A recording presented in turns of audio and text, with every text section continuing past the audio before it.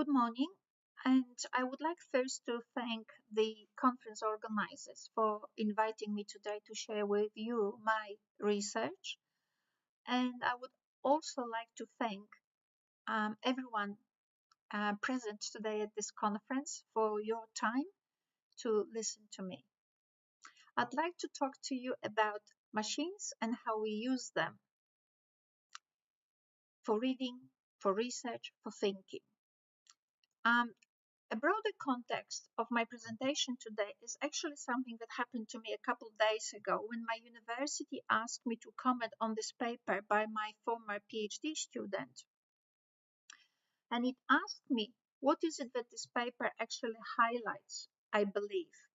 The paper might not highlight it directly, but what has occurred to me only sometime after the paper was published, that the paper basically shows, and its findings, what it does show, that how we've been teaching literacy for the last several decades was not helpful or has not been helpful and today, because today what's happening now, we're working with machines, we try to do the best with what the AI is actually offering, but the quality of your work with AI depends on actually your ability to write prompts. And those prompts are not necessarily about your knowledge of AI, because the AI systems are language based, which means your literacy skills are now at the center of your ability to communicate with AI.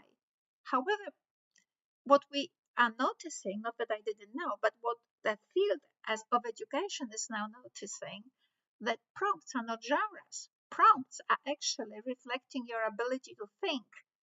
So what's happening for decades, we've been teaching literacy as genre templates. Yet today, genre is not prompts are not genres. So all these decades of teaching, oh, this is your procedural text, this is your narrative text, this is your some other text, and you need to follow this particular genre and its rules, they no longer are working when it comes to AI. AI requires, if AI is about intelligence, you can only communicate with AI intelligently. Otherwise, you're going to get unintelligent responses, and that's what's happening actually. So teachers are under stress now. They don't know how to teach prompts. There are no templates of prompts. And we do not have an understanding of literacy that actually would support teachers, including academic lecturers, in this task. So something went really, really, truly wrong. So I asked ChatGPT specifically, how is it that ChatGPT actually functions and works? And what ChatGPT, this is a slide produced by ChatGPT, what it said to me, we do not think. Machines do not think. What we do, we follow your instructions to a T. And if your instructions are not specific, are not thought through, what ChatGPT calls it naive prompts, you're gonna get a naive analysis. We will reflect to you what you are. What the problem? Now we have a problem because we would like ChatGPT to give us amazing solutions to bad questions. So it's not gonna work. So the reason, so all of this I wanted to introduce to you so that I can now talk a little bit about this book. So this book consists, I presume, of 11 or 12 chapters. And it is an initiative of my Asia Call executive team. We have actually invited scholars to write about the ideas and struggles with AI in the context of education. There are several problems with those chapters that I have actually identified. And you may ask, why is it that we have published those despite of these problems that I will be talking to you about? And we did that in order to actually have a historic evidence about how we were thinking today about AI in education, it's extremely important to have this evidence so that we can understand where we are going wrong, where we are going right, and how to go forward. I do not have the time in this little presentation to discuss in detail these two chapters. I picked those two chapters because I cannot do the whole book. I could have done almost every article from this book and come up with similar criticism. So I just picked the first two. So the method of analysis. So what I will do today is to show you how I use ChatGPT to actually analyze these two articles. So the way I did that, the method for this analysis was articulated by myself when I worked with my master's students mainly from Cambodia. We have this publication on this research coming up soon in this particular journal. And the method actually involved, this is original table from his research. And I asked ChatGPT to take the third column, which we define here as mentors analytical steps, and actually produce a procedure for analysis. So ChatGPT now was very clear how it is to analyze and how the steps actually link together, because the steps of analysis, not 1, 2, 3, were connected to my literacy model, which I call reading for emotion. No time to discuss it here, you can look it up. So the main idea was basically to identify the new perspective that in step 2 that the article was proposing, and then through different assess the value of its insight, and then through methods and findings to determine the effects of this reframing, of this new perspective.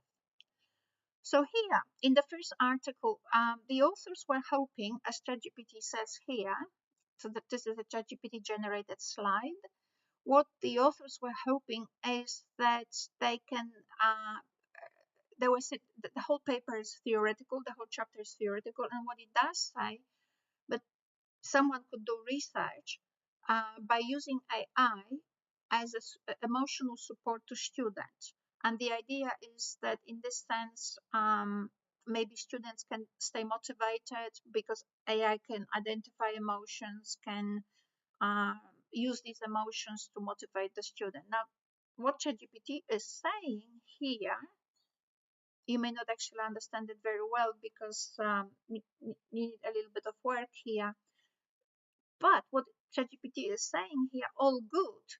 But how am I going to do that? They didn't give me any processes, any constraints, any theories to work with to actually do this emotional support in order for students to feel engaged and stay on topic.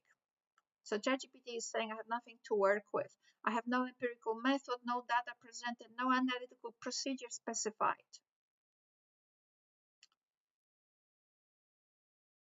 So overall, what ChatGPT concluded here, yes, it would be nice to have, maybe it is okay, it's a great idea. However, the reframing, when I'm to evaluate the new perspective that this particular chapter is actually offering, it seems partial and superficial, which means I have nothing to work with because the authors do not rethink what emotional or moral development means in multilingual contexts, do not integrate a theory of text or meaning making, ignore the conceptual limits of AI in detecting or generating emotions, do not examine cultural variability in moral emotions. Thus, the reframing effect is conceptual repositioning, but not a deep reconceptualization. So to put it nicely, ChatGPT is saying, I have nothing to work with. So you can actually have this hope, you can use me, but your findings will not be consistent and coherent because I have nothing to work with. Everything will be random. And if it is not random, then it will be something I will understand, but you will not. So here is a problem. So similar thing happened in the second paper, where basically these authors were hoping to, what did they hope? To invent a method for analyzing research proposals. And here too, ChatGPT was saying that the authors actually didn't define what critical thinking is, didn't give it constraints, didn't. There are many theories of critical thinking. There are many processes of critical thinking, right? So ChatGPT needs something to work with so that actually it can do the work that you expect it to do. Again, they never even address the conceptual impossibility of AI detecting originality. How is AI to detect? If you haven't worked much with ChatGPT, you will know that ChatGPT alone cannot do that. It doesn't know what you value. It doesn't know all the literature that you think as relevant, and so on. So basically, whatever these authors concluded in this particular chapter, and which involved saying like ChatGPT can do this, can do that, ChatGPT got enraged and said, well, your findings about my capacity are just your observations, not results derived from methodological analysis. What you did in order to generate these horrible conclusions about me, says AI, are actually inconsistent methodologically. So, to conclude today, I have a slide here which basically summarizes what I said just so far. What you insert, it is what you will get. And key message from ChatGPT here to us, this is a slide generated by ChatGPT, is AI doesn't fail. Humans fail when humans do not think. Large language models amplify whatever intellectual structure we give them, including the absence of one.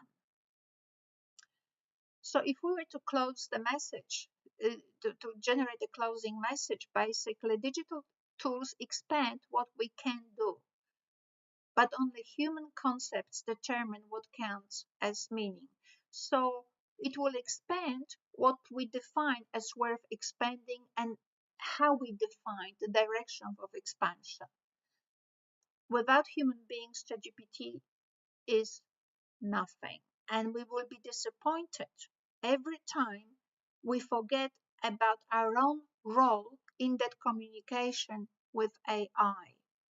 The role of a human being is critical if you wish that communication to contribute to your work, to your research, and to the future of the discipline. Thank you so much.